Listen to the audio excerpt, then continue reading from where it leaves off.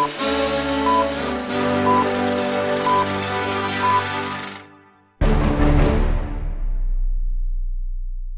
is up, guys? Welcome back to my channel.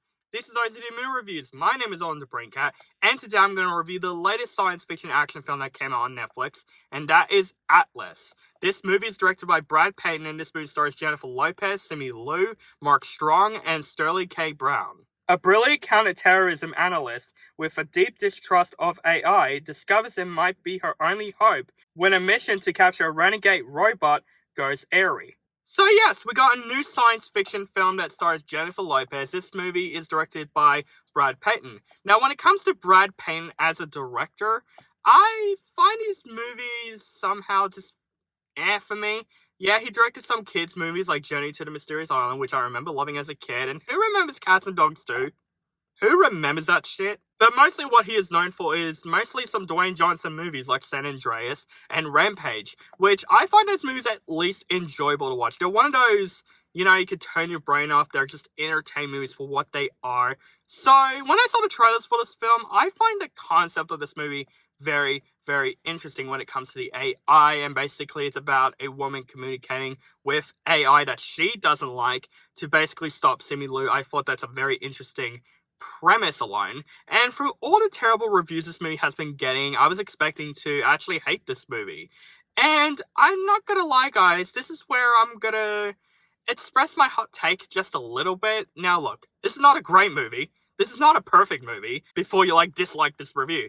But I'll be honest, I don't find this film all that bad. This film is entertaining for me. There are some entertaining aspects in Atlas, and I think what I mostly liked about this movie is actually the visual effects and the technology that this movie presented. I really do like this concept. I think the concept makes me at least enjoy the film, because seeing the concept alone is actually really cool to see. The action scenes are a lot of fun in this film. There are some really good filmed action in this film, and I'm a sci-fi fan, so when I see technology and stuff, I can't help just praising it, seeing how cool it is. The visual effects does look pretty good in the film. Not as mind-blowing, say, Avatar or anything, but for what the budget is, the visuals don't look that bad in this film. There are some really cool visuals in this film. But I mostly like the chemistry between Jennifer Lopez and this AI robot she is on. This movie mostly takes place with her and this robot, and I just find their chemistry actually really well done in this film, in my opinion. Because I just love the AI character in this film that I honestly forgot his name after I watched this movie. I'll put his name there. This AI character is actually really cool in this film, and I would say he's probably the best character in this film. There are some funny moments with his character and Jennifer Lopez that I was like, okay, that's actually pretty funny.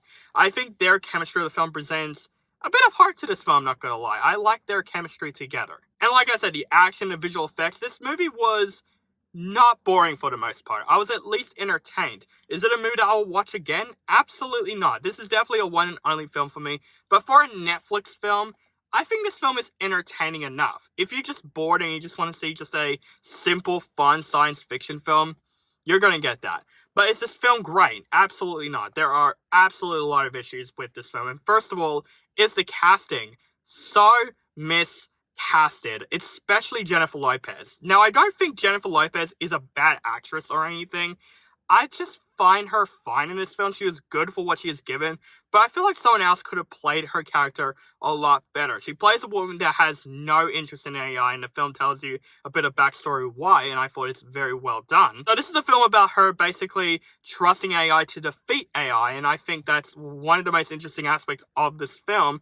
But I just thought Jennifer Lopez does a fine performance. There's a lot of moments in this film where she just goes very overdramatic, very overacting. But overall, I feel like this is completely a wrong role that Jennifer Lopez is playing. I think she could just stick with doing rom-coms, because I think that's where she belongs, in my opinion. With thrillers and action films, honestly, I know she is trying and she is fine in the film, but I just don't think she fits. I think this film could have had a better casting. And speaking of better casting, Simu Liu as the villain. I love Simu Liu. I love him in Shang-Chi. I think he is awesome. I even liked him in Barbie.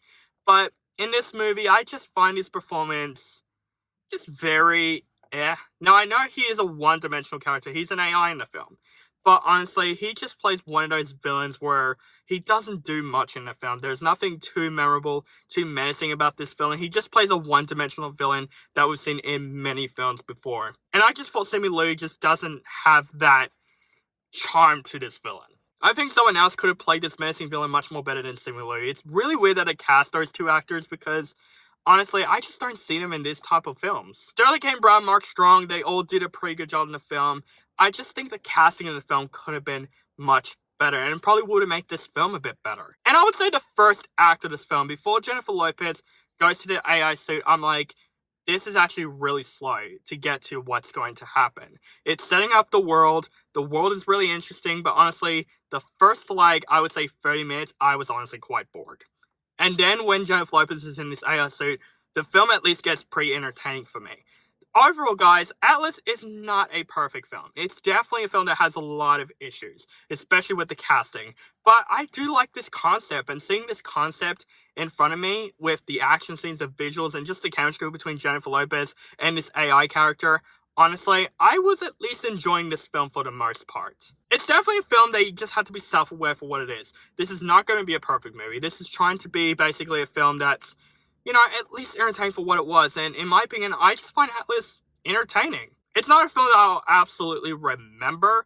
It's not a film that I would say I would watch again. But for a simple, entertaining film, this film has some entertaining elements. So I would say for Atlas, you can just stream this movie one and only. To me, it's not as bad as what the critics are saying. If you hate this movie, I understand. Fair enough. There are some predictable moments, but I didn't mind this film, to be honest with you. So, guys, that is my review for Atlas. Let me know what you think of this film in the comments below. Do you like the movie, hate the film, or you thought it's okay? Just let me know in the comments below. Make sure you guys follow me on social media links down below. Keep contact with me. And yes, guys, this probably will be the last time that I'm going to review this movie in the car with my phone. My camera's getting fixed. It should be done by now. So, thank you guys so much for watching. And have a nice day.